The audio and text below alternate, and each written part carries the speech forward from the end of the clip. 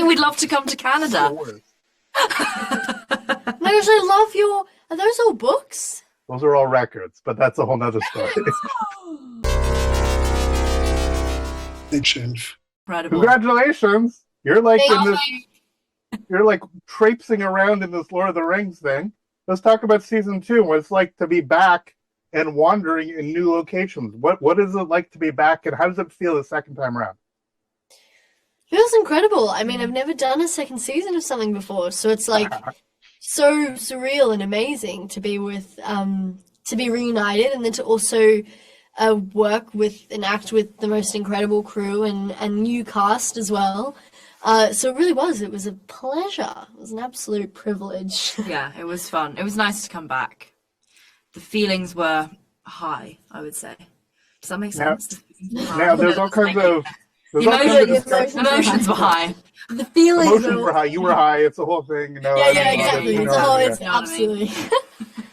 Where specifically were you this year that you weren't this season that you were not last season? Like, were there specific locations you got to go to this time that you didn't last time? You know what I mean? English. Yes. Yeah.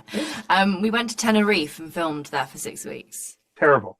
Yeah, I know. Yeah. No, it was amazing. Incredible. It was like, it's just beautiful. I don't know if you've ever been, but like, the landscapes go on for miles, and it really, I mean, to have it as the landscape for Rhun, like, it really is amazing. It really plops you in. I really do just feel like a tiny little being surrounded by all of this desert land.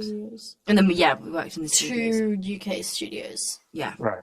But how did it work? Like, are you guys like in full like Hobbit regalia, and then at night you're going to go clubbing? Like, how does it work when you're actually there? On location. I mean, that is the best part about filming on location, is that you can film throughout the day, and then you meet some amazing crew that are local to the area and can tell you the best places to go, and we have a good time. Yeah. We have a good time. Now, do you guys have a specific emotional connection to this entire world before you became part of the project? Were you Lord of the Rings nerds beforehand?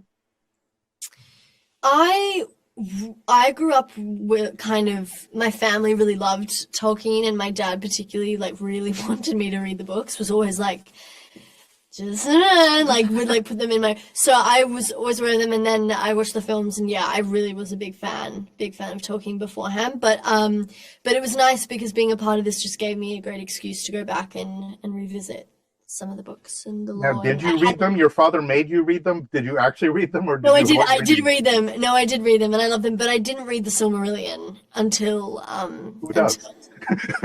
I know. No, I was just thinking, like, as a 10, imagine the weirdest thing as 10-year-olds, just be like, I'm reading this. Quite an intense book. Yeah. But, No. And go on, please. I was introduced to Tolkien on this job, actually. I wasn't really aware of him and his work. So it was actually really amazing to get to sort of know him quite intimately now, because I'm obviously sort of being submerged within it, which is really, I mean, incredible. And also to be surrounded by people who really know what they're talking about. That's something that's really wonderful and helpful as well. If I've ever got any questions, I have people I can ask, and it's been really wonderful to get to know it alongside my journey on this job. The last question on that point, obviously this comes with incredible expectations from people who think they know this story when you're just trying to tell your own story. If you could talk about sort of navigating the pressures of introducing characters that people think they know even though they've never seen before. Yeah, I mean, I think for me personally, it's just really trying not to focus on the scale of it all, or what people might expect or anticipate, because I am really aware of, and I think we all are, how much this means to people, how much Tolkien means to people, and so really wanting to respect that and honor that, but also focusing on telling as truthful a story as possible with the characters we've been gifted. So I feel like in that sense, just really trying to not pay too much attention to external noise, but also respect the lore and what the showrunners have created and the crew. And it's been positive so far? It's been a really quite an amazing journey, I would Yeah, say. no, it's been really lovely. And also, I just had Comic-Con in San Diego, and having that cycle of, as actors, we do our job and we sort of then put it out there. And then the fact that we get to then hear about people's responses firsthand is something that's really, really special. And yeah, we've had such a lovely response and just incredible people supporting us. Well, congratulations. Come to Canada. We'll hang out. I know a great place. Thank I would you. love to. I honestly would Thank love you. to. But specifically Toronto. It's the whole thing. Anyway, all the best, guys. Take care.